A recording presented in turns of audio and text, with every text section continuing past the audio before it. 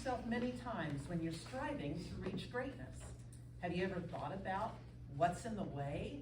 What can I do? When do I start? What does the finish line look like? Rodney Simmons is traveling the leadership development pathway. This will be a level 3 project. Inspire your audience. The purpose of this project is to practice writing and delivering a speech that inspires others.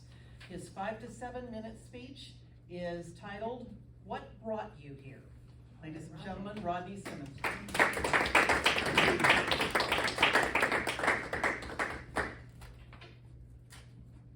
We all have a personal reason why. Remember the first time you stepped foot in Toastmasters meeting? What was that feeling? Anxiety, excitement. But you made it here. Well, let me tell you about my journey to get here at Toastmasters. It all started a few years ago where, I was at a church, and time again, I was asked to lead the Bible study. And I was like, nah, I don't want to do that. I just kept pushing. And finally I said, you know what? I'll do it after being punched in the side by my wife. So reluctantly, I did it. And I did it because I knew I had a fear. It wasn't the fact that I wasn't knowledgeable in the information I had, it was the fact that I had a fear of public speaking. I didn't want to read in front of anybody, and I didn't want to speak in front of anybody. And that's why I avoided it. So I did, and afterwards that night, me and my wife, we sat down and we talked about it. She said, "You were good. You were really good."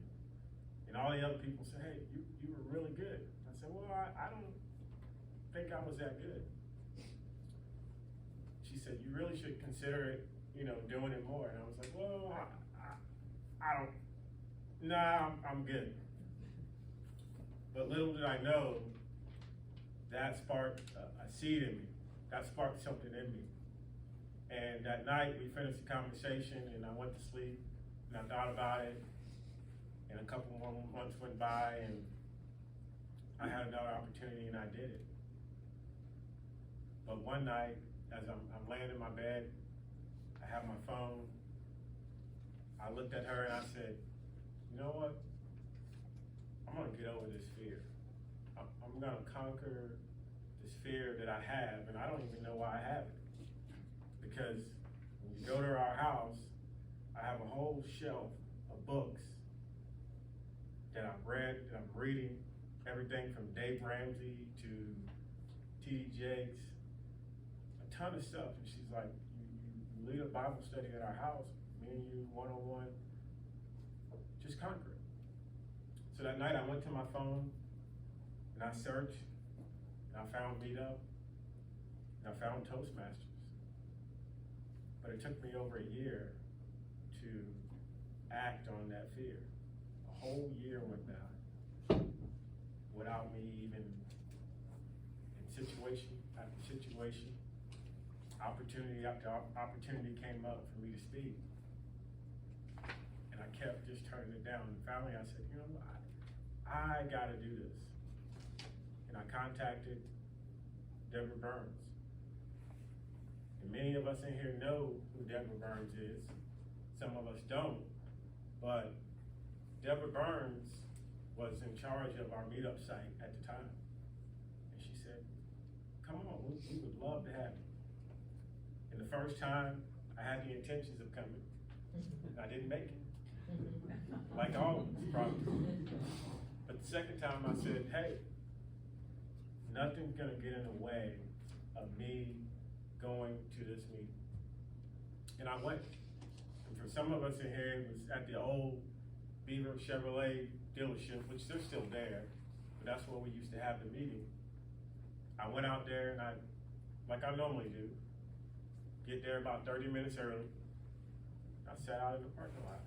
I thought about everything, what it would be like. And when I went to that meeting, I really enjoyed it. And I was hooked. They were hooked to me and I was hooked to them. And now, within my first year, I'm doing the officer's role. I am doing the officer's role in Toastmasters. Barely, a little bit over my first year. So I want to tell you that some form of speaking is in everything we do. There's no way around it. But what I want to tell you is you're great. And there's a lot of great basketball players. It's my sport. There's a lot of great football players, baseball players. And what I want to tell you is you're going to have some bad speeches. But not like baseball and basketball players, you won't get booed. You're going to get some applauses. We're going to clap you up. We're going to clap for you. We're going to encourage you, even though it wasn't so good. But that's part of the process. That's part of the process of growing, getting over your fear. So I want you to be vigilant in what you do and not allow your fear to hinder you from accomplishing your dream. So now, what will you do? Will you continue to come here week to week and allow things to distract you, that fear to overtake you? Well, for me, I decided that no more.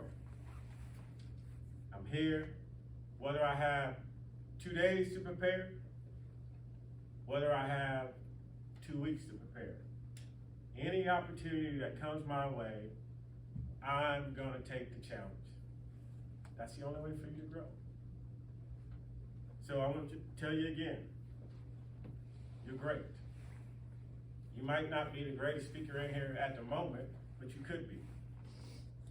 But if you put in the necessary work and the consistency that it takes to be great, I do know you will be great.